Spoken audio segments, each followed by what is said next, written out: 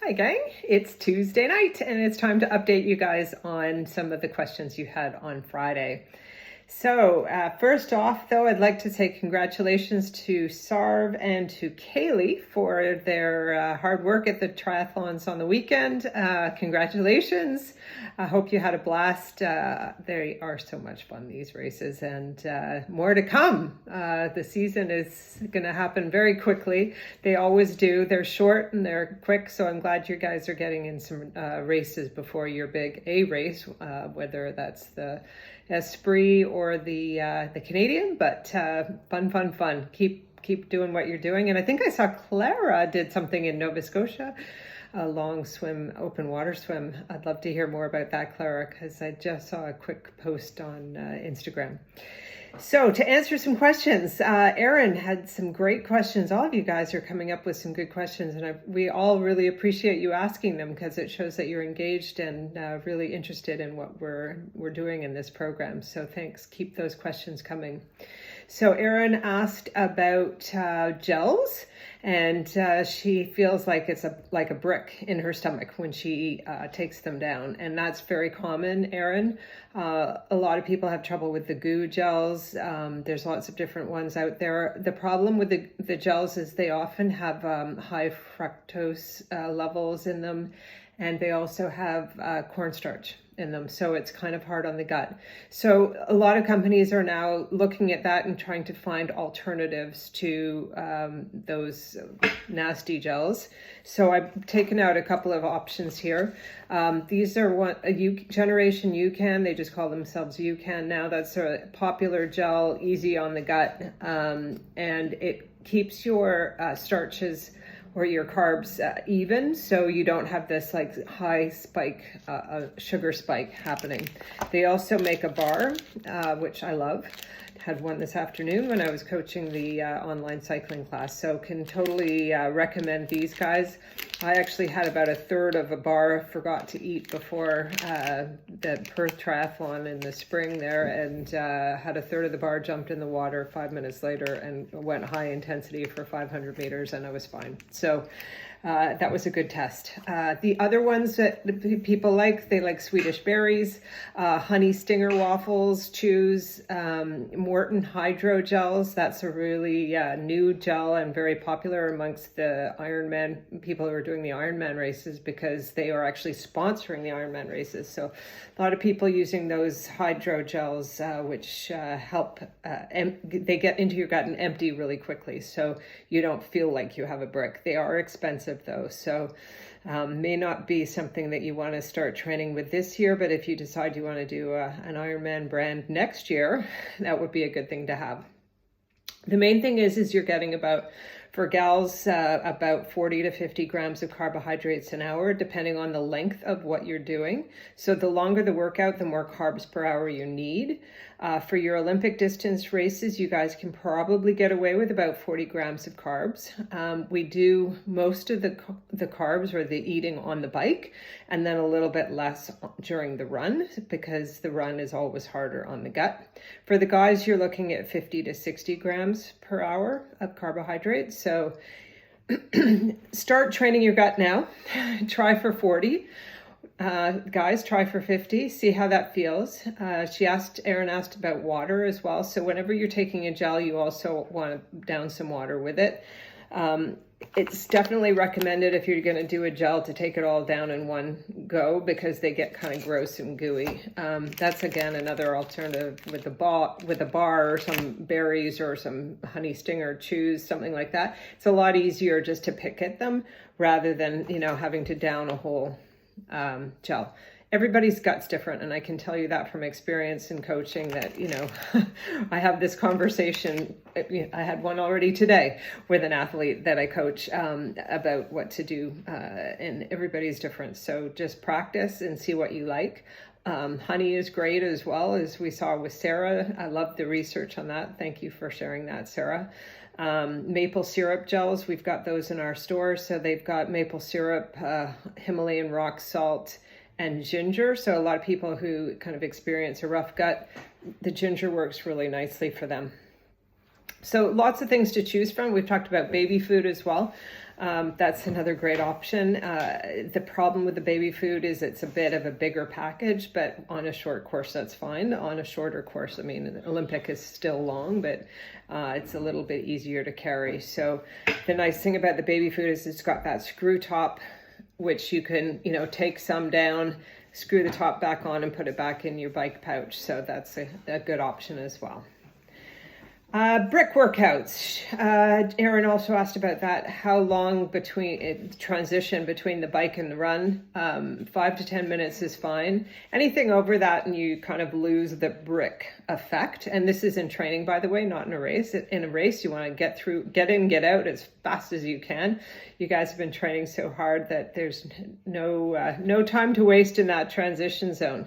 So, but yeah, the longer you wait in training, the less of a brick effect you'll have. So you definitely want to make sure that you kind of transition in and out of your house quick.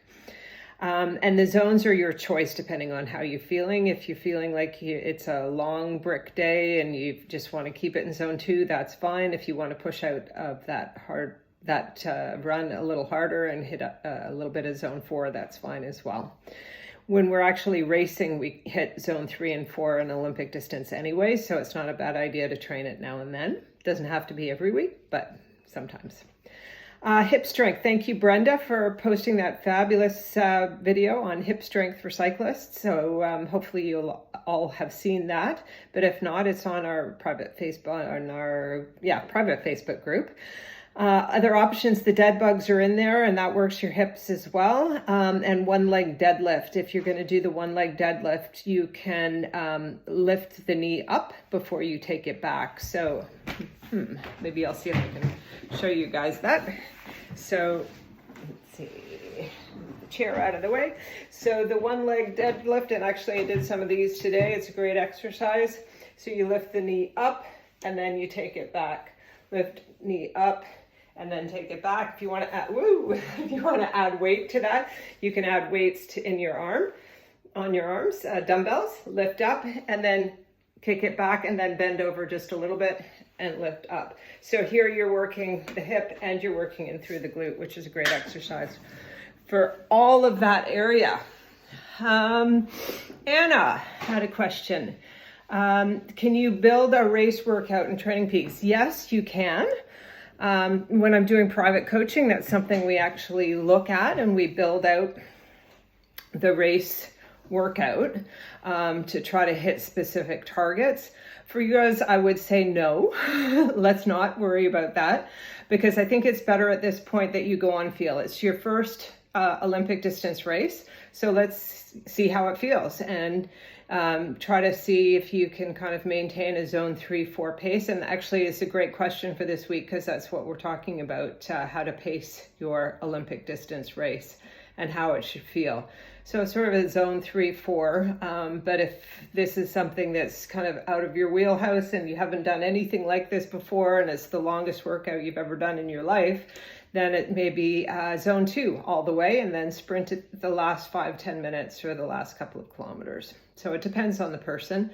I wouldn't build out a race workout though on Training Peaks. I think it's better just to kind of go on feel. And then she asked about whether or not to hit the multi-sport button. And yes, if you've got a Garmin, just hit the multi-sport button. If you've got an Apple Watch, kind of a pain because you have to go in between sport. They don't actually have a multi-sport function. I don't think. Actually, maybe I read that they'd have added it. I'll have to check into that. Sar, congratulations on your race. She's asking about recovery this week. So absolutely, you want to go on feel again when it comes to recovery. So the day after a race, it's a good idea to foam roll and stretch. See how your legs are doing, see how your back's doing, your shoulders, all of that. And then to gradually return to the workouts as you feel good. Probably best to go with lower intensity workouts first and then add intensity as the week goes on. But really it's about seeing how you feel. And if you're feeling recovered, everybody recovers at a different rate. So again, it's that custom piece of coaching where everybody's different. And we, as if you're on an individual plan, we talk individually about how you're doing. She also asked about drinking and rehydrating after a race. Drink to thirst. So if you're thirsty, drink. If you haven't had a whole lot of electrolytes during the race or after the race, I definitely recommend downing like 500 milliliters of some kind of electrolyte, BioSteel, Nuun, Scratch, whatever you like. I love the BioSteel as always because it doesn't have as many calories in it, but you're getting all those electrolytes. And then you can get your calories from real food after the race. You usually have a banana or a bagel or something like that you can chomp down right away. But then really it's about going home and having a really good, delicious meal and treating your body to a delicious home-cooked meal or going out for a nice dinner. She also asked about training after this course and what to do next, because it sounds like you're enjoying it, which is great. I'm happy you're enjoying it. And there's definitely people from the previous course who loved that previous course so much that they came back for more. So there are a few people who are potentially interested in doing a 70.3 race, which is the half Ironman distance. That's a lot longer and a lot more training. So you definitely need a longer lead time to train for that. So we're looking at getting that course started in October. And for those of you who want to continue but don't want to do 70.3, you can do what some of the people in this course have decided to do, and that's take the course but cut the distances in half. The way that course is looking like it would happen would be that part of it would include some indoor cycling on trainers. We already have an indoor cycling program with Team Triumph. As you can see, my bike is back there, and I was coaching one of the classes this afternoon, or in your time zone this morning. They happen at 8 a.m. In your time zone. So Tuesday, Thursday, Saturdays, I'm on the bike coaching via Discord, so you can hear me. And I plan out all the workouts in our workout builder on Training Peaks. So everybody's doing exactly the same workout, and I've actually matched music to the workouts as well. As long as you've got Apple Music, you can listen to this music, and then I can coach as we're going along, and you can hear what it's all about. So that's sort of fun.